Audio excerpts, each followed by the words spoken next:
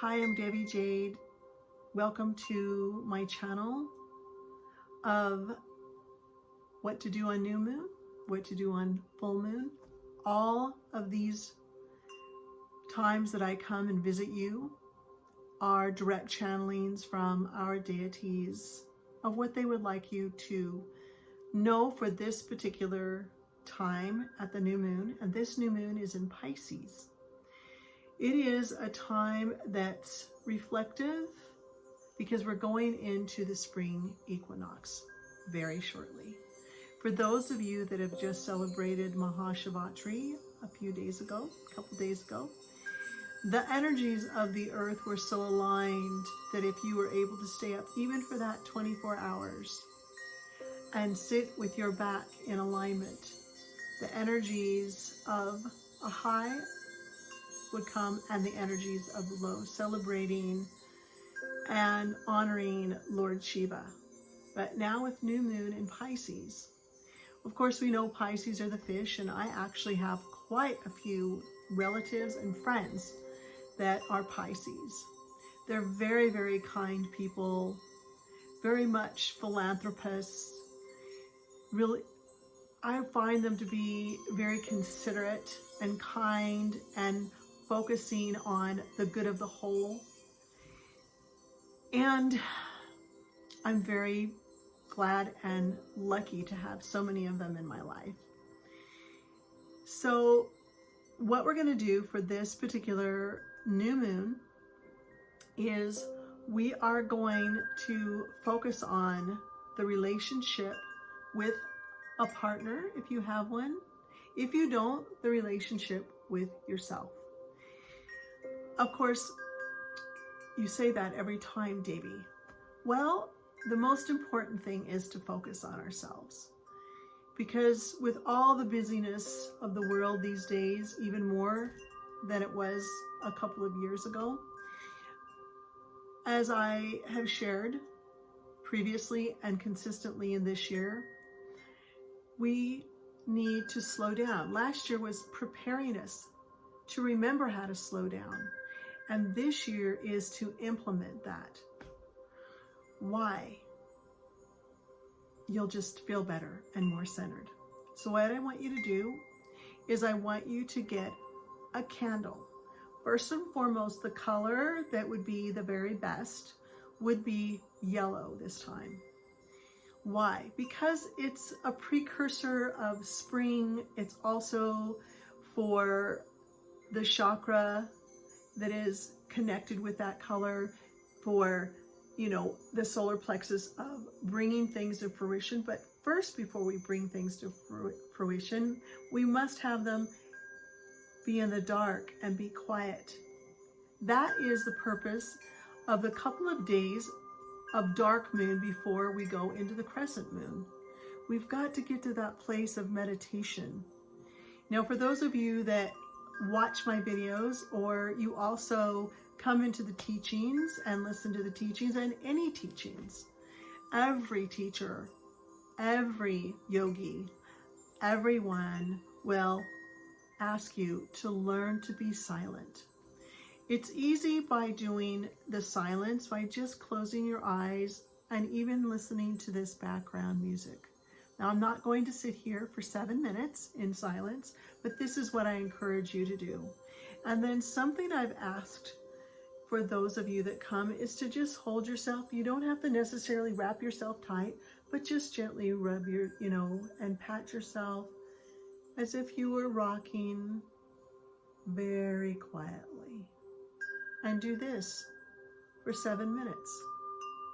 Because what'll happen is you'll just allow yourself to let go. Is this a meditation? It is. It is a meditation. And even in that moment, I got quieter. So as I'm looking and channeling what it is that is the best for us in this new moon, is get your candle that's yellow. If you don't have that, white.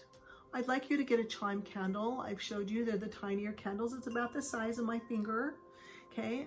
And I want you to take a push pin, and on the side of that, I want you to write communion. Only communion.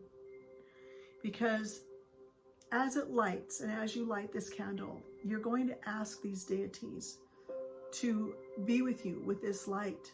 And that light is going to become brighter. And you're going to be communing with them, and they will be communing with you.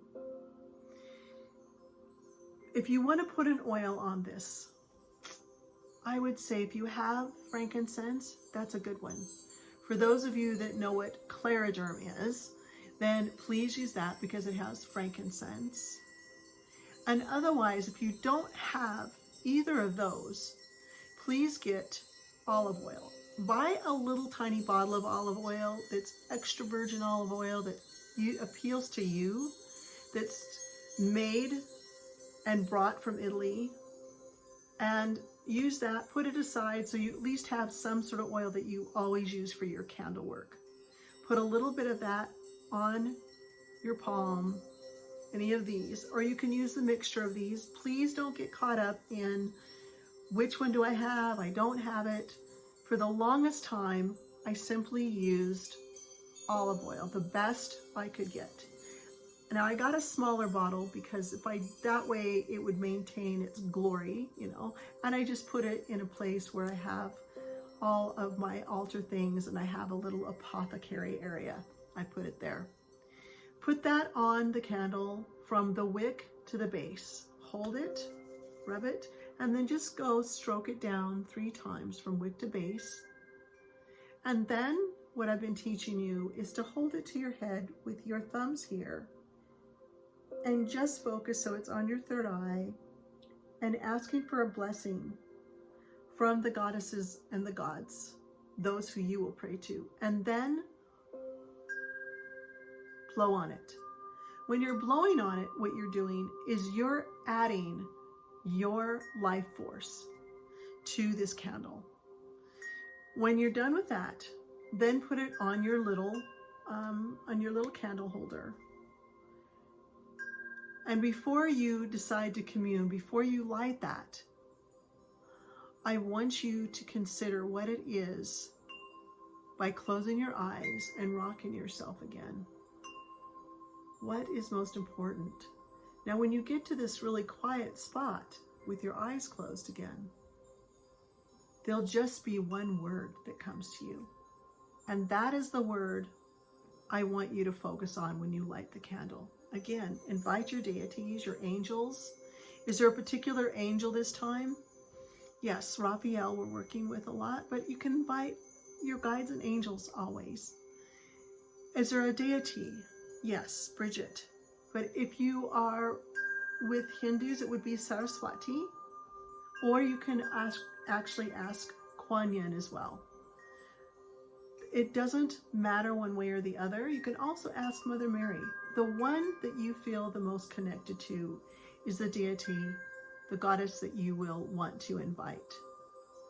Because all of these deities that I'm speaking of, they all have the same type of energy. Matron energy, which is mother nurturing energy. They have, they really desire for you to commune with them so that they can fill you with what you need in the next steps, this next month. And that is the two becoming one. That is the purpose of Pisces, to go with the flow and the two become one. And the other thing about fish, because fish all do certain things, I want you to do something fun. Is this during the candle work? You can, if you'd like to do that. When you're thinking about it, and don't think as much as possible, just watch the candle flame. And if I was a fish, what would I be? Now, let's not go to mermaid land. I want you to just, whatever fish comes. What if it's a dolphin? That's a mammal. But, you know, if that's truly what comes to you, then that's it. I'm talking about the fish of the clear waters, or Maybe it's an arowana. Maybe it's a trout. Maybe it's an Alaskan fish. Maybe it's a halibut. Maybe it's whatever it is, that one will come to you. And that is the fish that will guide you. All fish like to swim in schools or have partners. They're not necessarily by themselves. And that's another teaching of Pisces. It's about us doing things to commune with ourselves, but to commune with others. So you'll want to commune with others. That is the root word, right, of communication. It's communing. Do as you will to speak slower. These fish take their time. They go with the ebb and the flow of the earth. They're very powerful. Now, what if it's a goldfish? Well, it's a goldfish. And even they like to be with family. They like to be with others. So this is the message of the new moon. Now, that doesn't mean run out and be all around people, because we are getting to where in some places stores are opening, things are opening, restaurants are opening. So there's going to be a lot of, people wanting to get back together. But notice how my hands are going really fast. Let's slow it down. Let's just slow it down. Just a little. And you'll find that what you need, this fish will offer to you. There is that story about the fish that swallowed the pearl. So, what is your pearl? What would you really desire? Remember, don't come from here, come from here. When the candle has come to its end, there may be no puddle at all. There may be just a tiny wick. There may be a tiny little puddle. If there's even just a little puddle, just leave it there. And know that that energy will be with you. If there's, at the end of the 28 days, which the cycle of the moon is, and you're connected with that other cycle, that's good, because you were asking for a partner and now you're going to commune. So that will be stronger, because some people, when we do things like this, especially if you're doing a love magic, people think, oh, I'm going to do it, I'm going to manifest it. The universe lines up things, and part of what gets in the way is this thing, our head. And even when we think we're clean and clear, we have things, our fears. Do I commune that? Do I communicate that to the goddesses? Yes. Whatever it is I'm not aware of, assist me that I'll let go of it. When you're quiet in the morning and you do this rocking for 7 minutes,